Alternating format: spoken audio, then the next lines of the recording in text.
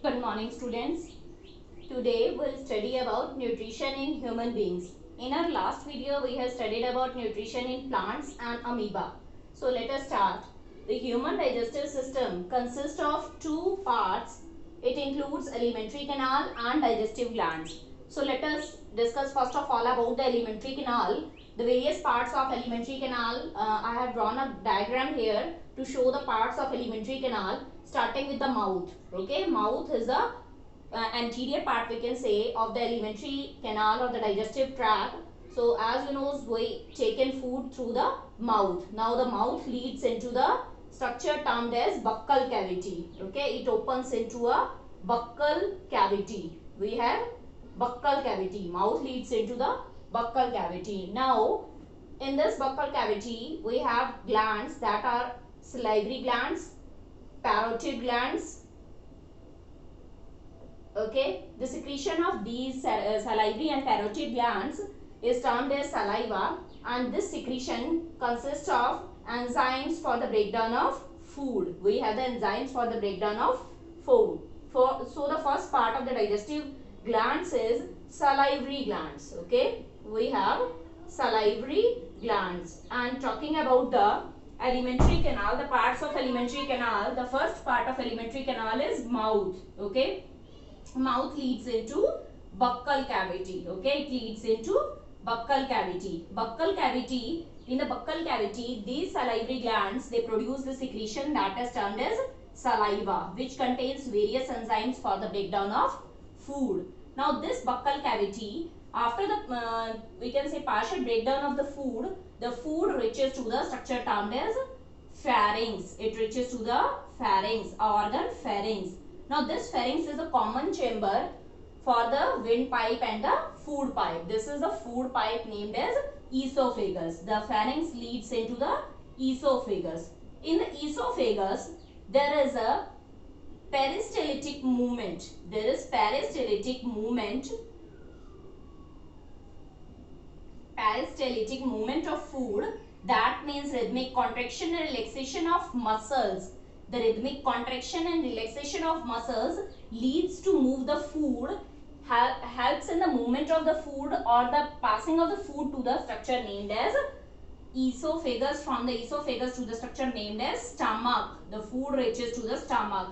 And the stomach is a J-shaped organ. The stomach is a J-shaped organ present in the alimentary canal. Okay. Now in the stomach we have the gastric glands. Okay, stomach we have the gastric glands. Okay, these gastric glands, they helps in producing the secretion named as gastric juice, and they contains the enzyme pepsin along with the HCl. The enzyme pepsin is also present and HCl is present in the stomach. This HCl helps in removal or in the killing of the germs, or it also helps in creating acidic medium to activate the enzyme pepsin, as this enzyme is present in inactive form. This pepsin enzyme helps in the breakdown of protein. It helps in the breakdown of protein in the food, present in the food. Now after stomach, the food reaches to the small intestine. In between, it receives two other glands. These are termed as the two other glands present other than the gastric glands are liver that produces bile juice, and the other one is pancreas that produces pancreatic juice. Now this pancreatic juice contains various enzymes for the breakdown of carbohydrates, proteins and fats. Now what is the role of bile juice that is produced in this liver, in this bile-looped liver that is located just near to the stomach? Okay, so in this liver, the bile juice is produced that contains two pigments, bile salts and bile pigments. There are two pigments, bile pigments, that are bilirubin and biliverdin. These two pigments helps in emulsification of fats. That means in the breakdown of large fat globules into the smaller globules, and this process occurs in the small intestine. We have a hepatopancreatic duct, that is a common duct which carries the secretion from the liver and the pancreas and collectively discharge this secretion into the small intestine. So in the small intestine, we have certain other secretions are also there along with the pancreatic juice. These secretions are intestinal secretions. They are termed as intestinal juice. They also contain some enzymes, like it contains intestinal amylase, okay, intestinal we can say lipase enzyme for the breakdown of lipids. Some other enzymes are also present, that are chymotrypsin for the breakdown of proteins, the enzyme trypsin for the again for the breakdown of proteins.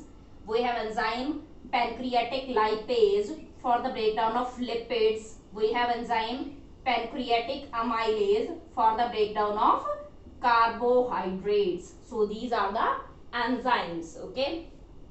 Now the small intestine is also the organ which is specialized for the absorption of food. Stomach is the organ which is specialized for the digestion of food, but the small intestine is specialized for the absorption of the food. So absorption takes place in small intestine.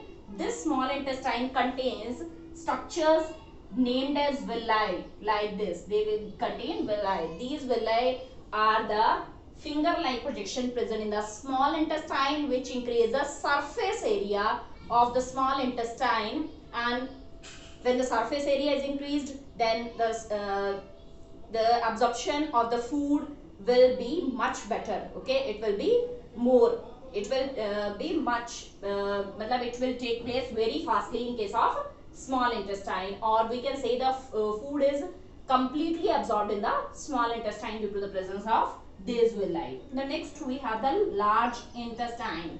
The large intestine is specialized for the assimilation of the food, and the last organ we have anus. These small and large intestine are also divided further into the parts. Small intestine is divided into duodenum and ileum. Large intestine is divided into cecum, colon and rectum, okay. And the posterior or the posterior point of the alimentary canal, posterior organ of the alimentary canal is termed as anus, okay, which is for the undigested, for the discharge of the undigested waste from the body. Now let us discuss about the physiology of the alimentary canal, physiology of the food that takes place in the alimentary canal. Okay, a little bit about, okay, how does this process takes place, how does the digestion of food takes place. Now the firstly in the mouth, starting the we can say the digestion starts with the from the mouth, okay. Here the carbohydrates, starch is a carbohydrate that is broken down by the enzyme salivary amylase. So the digestion of carbohydrate begins from the mouth by the help of enzyme salivary amylase. The another name of this enzyme is ptyalin, okay. It is broken down into the glucose. Now the next one is, we can say glucose or maltose also, okay, another form of sugar. Then the next we have in the stomach, the digestion of food takes place. In the stomach again the starch is broken down by the it occurs in the alimentary it occurs in the small intestine. The pepsin enzyme is present in the stomach, okay. Pepsin enzyme is present in the stomach that helps in the breakdown of proteins, proteins are broken down by the help of enzyme pepsin. Pepsin breaks down protein into dipeptides, okay. Then we have next is small intestine. In the small intestine, the intestinal juice and the pancreatic juice helps in the breakdown of carbohydrates, proteins and fats. So the maltose can be broken down into glucose and galactose, and the proteins or dipeptides by the dipeptidases are broken down into by the help of we can say